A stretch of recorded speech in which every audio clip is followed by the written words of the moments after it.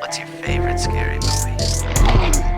Hey, man. We'll tear your soul apart. Well, I'm Pennywise the dancing now. We're gonna get you. Oh, Lord on the beat! God, don't do that. But sometimes death is better. Hey everybody, what's up? KillJoy Jake here, and instead of having friends, I have horror movies. Getting into a big ol' Scream 6 update, we're going to talk about some crazy stuff that could happen in a potential sequel to the new Radio Silence film. Now, before I do that, I want to say a few things. I want you guys to like this video and subscribe, as always, of course. But also, I'm going to spoil Scream 5 in this movie, so don't watch this if you haven't seen Scream from 2022, if you haven't seen Scream 5, if you haven't been able to watch the latest Panico film, as they say in Portuguese. So do not watch this video if you have not seen Scream 2022, or you will be very angry with me. That would not be a good time for anybody. So getting into this, obviously there is a want for another Scream film. There is obviously the directors want to make another one because Tyler Gillette, the director of this film, recently said to Total Film that there is more gas in the tank for another Scream film, and that there are more stories to be told in Woodsboro with these characters. Now, he specifically says these characters. Could he be talking about the legacy characters? Could he be talking about Sam, Tara, Chad, Mindy? Great question. Jake, I'm talking to myself in the third person at this point. I think that, honestly, the end of this film feels really conclusive for the legacy cast characters. Even though Neve Campbell did say to Screen Rant recently that if people love this one, we would all love to be a part of the next one. Specifically talking about, Gail, Courtney Cox, and maybe not so much David Arquette because, yeah, rest in peace, Dewey. But if they do make another film, I'm totally fine with the Neve Campbell coming back and Courtney Cox, of course. Like, who wouldn't want more Sidney Prescott and more Gale Weathers? But I definitely think if they're going to make another film, they're not exactly necessary. Like, if you think about, like, the plot line of this, like, Sidney Prescott comes to help out, and she is very important to the plot. And same with Gale Weathers. But are they going to do that again? Are they going to do the exact same thing they did for Scream 5 again with a Scream 6? I just don't think so, man. Like, it would be tougher to write them into a new movie unless they make a Scream 6 that takes place directly after the events of the last film. How cool would that be? That would be the fast-paced energy that this film has within a trilogy. Now, if you decide to make the next film start right where we left off, where Sam and Tara are going back to the hospital because they're injured, of course, as well as everybody else who made it through this film, and maybe they get attacked by Ghostface at the hospital again, or maybe they get attacked in the ambulance. Maybe there's a Ghostface just ready to jump out of a goddamn IV bag. Who knows? That's a little ridiculous, but I definitely think that would be a cool way to start your next film. Have an opening kill be set at the hospital again. There's a lot of hospital murders. That would be a weird theme for these films, but I wouldn't be against it at all. Hospitals are scary places. Now, another thing I want to talk about specifically with Scream 6 is that we got confirmed in the last film, and this is a hallelujah from me, Kirby Reed is alive, motherfuckers. Holy shit. Woo!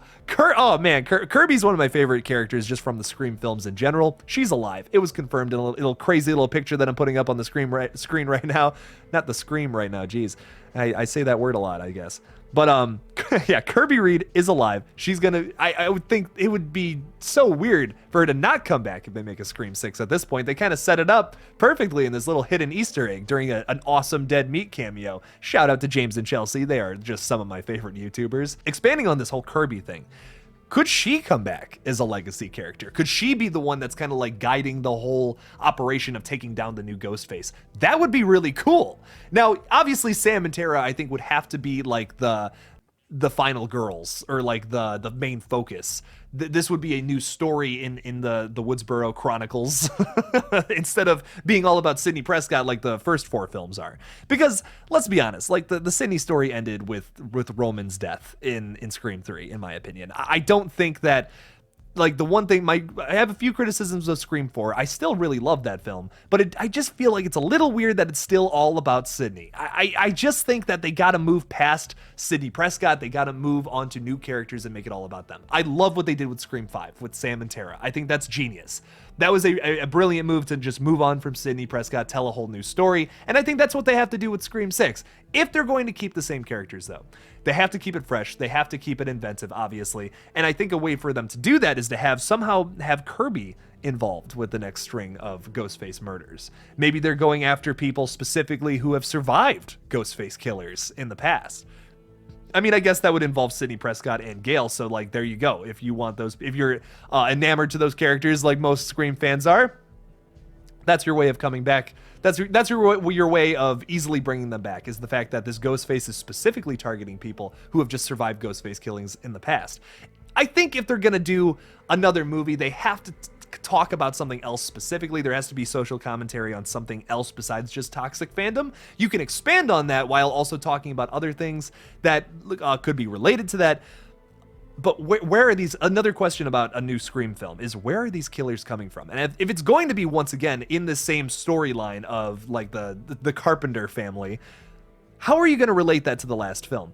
I think it would be really cool if we have a whole string of killers that are kind of based around the same idea of where Jack Quaid's Richie and Amber come from, which is a weird place, a very strange, dark, creepy place called Reddit. If you remember, there's kind of a throwaway line about talking about where Amber and Richie met on a subreddit for Stab, and they found that Amber lives in the Stu Macher house, and she's obsessed with the Stab movies, and that's why she goes along with this whole crazy plan. Now, could there be more people involved in this conversation taking place over on a subreddit, on the Stab subreddit?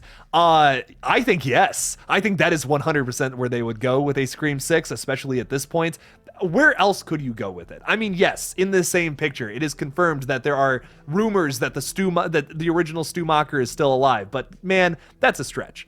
I think it's not too big of a stretch to say that Kirby Reed survived what she went through. It's really not that crazy, but dropping a 50 to 70 pound TV on your head, that's just not something you live through. I mean, look, I'm not against bringing Stu back, really. I don't think it's that crazy, but I just don't think it's something that is super plausible or something that the radio silence people want to expand upon. I really don't. It's not really something that would be too shocking. I will say, though, if they want to honor Wes Craven, this would be a good way to do it in a new trilogy, is to have Stu come back as a mastermind killer in the third film, which would technically be a Scream 7, theoretically.